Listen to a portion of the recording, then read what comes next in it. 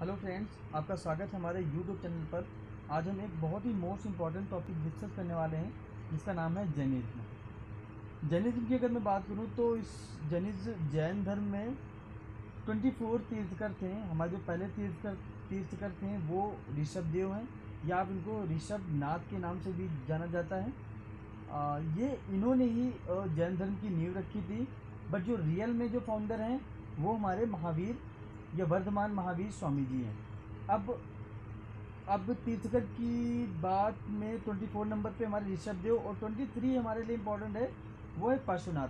पार्श्वनाथ से कभी कभी क्वेश्चन पूछ लेता है। ऋषभ देव का जो प्रतीक चिन्ह था वो था बैल, और पार्श्वनाथ का जो प्रतीक चिन्ह था वो था शर्त। अच्छा, इनका जो जन्म हुआ था वो बनारस में हुआ था, और इनके जो पिता थे वो राजा अश्वसेन थे। अब 24वां अगर अंतिम तीर्थ का जो हमारे थे वो थे वर्धमान महावीर। इनका प्रतीक था शेर। अब इनका जन्म 540 ईसा पूर्व में कुंडग्राम जिला मुजफ्फरपुर बिहार में हुआ था। इनके पिता सिद्धार्थ जनित्रिका कबीले के मुखिया थे। उनकी माँ वैशाली के लिच्छवी प्रिंस चेतक की बहन त्रिशला थी। महावीर का संबंध बिंबिसारा से था। यशोदा से शादी की इन्होंने, और प्रियदर्शनी नाम की बेटी, इनकी एक बेटी थी। उनके पति का नाम क्या था? वो था जमाली, और यही उनका पहला शिष्य था। अपने माता पिता की मौत के बाद वह तपस्वी बन गए, और अपने तपस्या में 13 वर्ष में वैशाख की 10 तारीख को क्षीर मभिग्रामा शहर के बाहर उन्होंने परम ज्ञान, जिसको हम क्या बोलते हैं, कैवल्य। कैवल्य का मतलब होता है जब हमें ज्ञान प्राप्त होता है उसको हम कैवल्य कहते हैं। अब इन्हें अब अब से उन्हें जैन या जितेंद्रिया और महावीर कहा जाता था। और इनके अनुयायियों का नाम था, अनुयायियों ने, जो इनके अनुयायी, जो इनके जो साथ में रहते थे, उन्होंने ही इनका नाम जैन रखा था। और 72 साल की उम्र में इनकी 527 में ईसा पूर्व पटना में के पास स्थित पावा में इनकी मृत्यु गई थी। अब अगर मैं इनकी प्रतिज्ञा की बात करूं तो इनकी प्रतिज्ञा 5 थी। कौन कौन सी थी? अहिंसा, सत्य मतलब कि झूठ मत बोलो, अहिंसा ना करो, और चोरी मत करो, और संपत्ति का अधिग्रहण मत करो, और ब्रह्मचर्य का रूप मतलब ब्रह्मचर्य को ऑब्जर्व करो। अब इसमें से अगर मैं बात करूं तो ये अपने 5 हो गए। जैसे मैं अगर इंग्लिश में बात करूं तो पहला हमारा नॉन नॉन इंजरी, फिर नॉन स्टीलिंग, फिर नॉन एडल्टरी, फिर सत्य बोलो आप, और फिर ब्रह्मचर्य, जैसे ब्रह्मचर्य को आप ऑब्जर्व करो। ठीक है। और इसके साथ साथ मैं कुछ और भी इम्पोर्टेंट चीज़ें हैं जैसे मैं आपको बताने जाता हूँ। इनके इसी में ही इनका ये था कि जो ज़रूरतमंद जो लोग हैं उनको खाना दो, पेड़ों की पूजा करो, और उनको कोई नुकसान ना पहुँचाओ। इनके 3 मुख्य सिद्धांत कौन थे? एक था अहिंसा, एक अनिकेत वाड़ा, एंड पारी परिग्रोहा। अब जैन धर्म की अगर मैं त्रिरत्न की बात करूं तो इनको था सही विश्वास, सही ज्ञान, और सही आचरण। अगर मैं बात करूं राइज जैनिज्म की बात करूं तो इसमें से इम्पोर्टेंट चीज़ हमारे पास ये था कि जब हिंदू में, एक तो हिंदू धर्म में क्या हुआ था कि डिवीजन हो गया था, तो इसकी वजह से भी जो जैन धर्म था उसका राइज हुआ। और जो मेन रीजन और भी थे, जो वैश्या थी, उनको सोशल में उनको उनको इम्प्रूव मिलने लग गया, सोशल पोजीशन मिलने लगी उनको। और दूसरा जो ब्राह्मण थे उनको सुप्रीमेसी होगी। और उसके बाद एग्रीकल्चर में भी बहुत लोगों को इकोनॉमी उनकी बड़ी अच्छी होने लगी। तो ये थे उनके राइज होने के जैनिज्म जो राइज का जो मेन रीजन था वो यही था। ठीक है, ओके। और इनके जो 5 इंस्ट्रूमेंट ऑफ नॉलेज थे वो क्या थे? माटी जना, sense of organ to active, जो इनके अपने सेंस, जो ऑर्गन, जो अपने जो दिमाग की जो सेंस होती है उसको एक्टिव करने का एक तरीका था, जिसको क्या बोलते हैं? माटी जना। एक्चुअली मैंने नीचे दिया होगा, इसको मैं जरा पढ़ लेते हैं। ये देखो, ज्ञान के 5 प्रकार कौन कौन से थे? एक माटी माटी जना, एक्चुअली ये थना लिखा हुआ बट ये जना है। माटी जना, मतलब सेंस ऑर्गन टू एक्टिवेट को करना था इनको, जो जो सेंस ऑर्गन्स होते हैं उनको एक्टिवेट करना। दूसरा था अवधि जना, मतलब कि जो लोग स्पिरिचुअल थे, ठीक है। अब तीसरे की अगर मैं बात करूँ तो ये अपना श्रुता श्रुता जना की मैं बात करूँ तो नॉलेज ऑफ द स्क्रिप्चर्स, ठीक है। अगर और मैं आगे बात करूँ तो महा महापरवाना या महापरवाना महापरवाना ये था टेलीपैथिक नॉलेज। इसमें क्या था? Telepathic knowledge. और केवल जना तो मैंने आपको पहले ही बता दिया कि जब आपको ज्ञान का प्रकाश होता है उसको हम केवल कहते हैं, तो केवल जना यही हो गया, ठीक है आपका।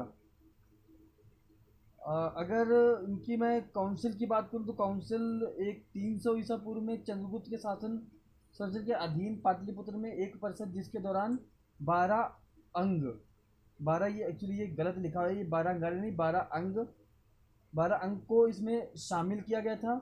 एंड अगर दूसरी की बात करूँ तो मैं 512 में हुई बल्लवी में, और ये इसमें 12 अंग और जो 12 उपांग थे उनको अंतिम संकलन किया गया था। अगर मैं इनके संप्रदाय की बात करूं तो संप्रदाय ये दो भागों में बट गया, एक स्थूलाभद्र और दूसरा दिगंबर। दिगंबर मतलब कि भद्रबाहु।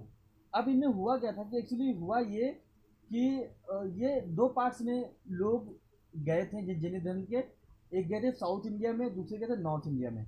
अब एक्चुअली क्या हुआ कि साउथ इंडिया के लोग जो थे इनका इनके धर्म में था कि इनको नेक्ड ही रहना है, मतलब इन्होंने कोई भी कपड़े नहीं पहनने हैं। अब हुआ क्या, जो साउथ इंडिया से जो लोग आए और जो नॉर्थ इंडिया के लोग, अब साउथ साउथ इंडिया से जो लोग आए और जो नॉर्थ इंडिया के लोग थे, जब ये आपस में, जब पहले तो ये दो अलग अलग जगहों पे गए, बट जब ये वापस आए तो नॉर्थ इंडियन लोगों ने कपड़े पहन के रखे होते, तो उन्होंने भाई ये कहा कि यार हमें हमारे तो उसमें धर्म में था ही नहीं कपड़े पहनना, तो ये दो पार्ट्स में डिवाइड हो गया, जिसको क्या बोलते हैं, तो एक तो बोलते हैं श्वेतांबर, एक दूसरा होता है दिगंबर। अब श्वेतांबर में क्या था, जो लोग सफ़ेद कपड़े धारण करने वाले लोग थे, ठीक है। और दिगंबर में क्या था, जो बिल्कुल नेक्ड थे, उन्होंने कोई कपड़े नहीं पहने हुए थे, ठीक है। अगर मैं जैन साहित्य की बात करूँ तो इनकी प्राकृत इनकी भाषा थी, जो संस्कृत का प्रयोग करने से लेकर लोगों की एक आम भाषा है। इस तरह जैन धर्म के लोगों के माध्यम से दूर दूर तक पहुंचा। अब महत्वपूर्ण साहित्यिक कृतियाँ इनकी हैं, जैसे कि मैं बता दूं, अगर 12 अंगास, 12 उपांग, 10 प्रक्रिमा और 6 चेदुसुआ, ठीक है। और ये देखो आगे भी दिया है 4 मुल्सुता एंड 12 सूत्र ग्रांटस। तो ये था इनसे रिलेटेड जो जैन धर्म के इंपॉर्टेंट थे, वो मैंने आपको बता दिया है। इनकी डेथ को लेकर मैंने आपको बताया था 527 ईसापुर में पावा,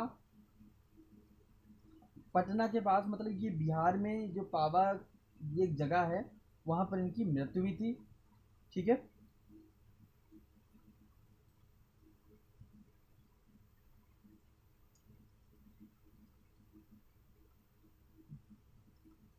और इससे रिलेटेड कुछ क्वेश्चन है जो मैं आपसे डिस्कस कर लूँगा। अब जैसे कि हमारा पहला क्वेश्चन क्या है, निम्नलिखित में कौन सा 23वां जैन तीर्थकर है? तो आपको मैंने अभी बताया था 23 नंबर पे कौन था, पार्श्वनाथ, जिनका प्रतीक चिन्ह क्या है, सर्प। अब नेक्स्ट क्वेश्चन की तरफ चलते हैं। वर्धमान महावीर की पत्नी का नाम मैंने ऊपर आपको बताया था, एक बार और रिवीजन देख लेते हैं ऊपर हमारा क्या था।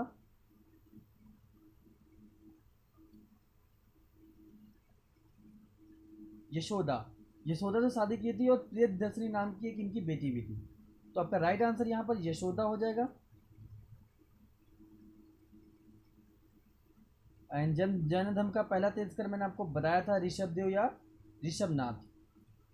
अब किस नदी तट पर महावीर ने कवेली की प्राप्ति हुई? कवेल मतलब ज्ञान की प्राप्ति हुई, वो क्या थी, ऋजुपालिका। खा इसका राइट आंसर होगा। और किस वर्ष महावीर का जन्म हुआ था? तो 540 ईसा पूर्व में इनका जन्म हुआ था। अगर बाय द वे कोई मिस्टेक हुई है हिंदी में तो प्लीज़ उसको इग्नोर करना। अब ऋग्वेद में निम्नलिखित में जैन तीर्थकर का उल्लेख किसका किया गया है? तो अभी जो हमने ऊपर पढ़ा था वो ऋषभ देव का तो किया गया है, और दूसरा हमारे अरष्ट नेमी हो सकते हैं। हाँ, अरष्ट नेमी का इसका राइट आंसर होगा। एंड 7 नंबर क्वेश्चन देख लेते हैं हम। कुछ जैन परंपराओं के अनुसार तीर्थकर महावीर के दामाद से पहले शिष्य कौन थे? तो इसका राइट आंसर जमाली होगा, क्योंकि इनके पहले से जो शिष्य थे वो जमाली थे। तो बस आज के लिए इतना ही, ये हमारा मेन टॉपिक था जिसको हमने डिस्कस किया हुआ है। एसएससी और जो अदर्स गवर्नमेंट एग्जाम्स है इसके बारे में ये पूछता है, तो एक बार इसको क्विक रिवीजन कर लेना एक बार। मेन मेन चीज़ें हैं ये, मैंने आपको बाय नोट्स दे दिया है। तो thank you so much for watching this video. और अगर इसमें से कोई आपको डाउट्स होते हैं तो आप कमेंट बॉक्स में लिख सकते हो और मैं इसका सलूशन आपको बताऊंगा, ठीक है। तो thank you so much for watching this video.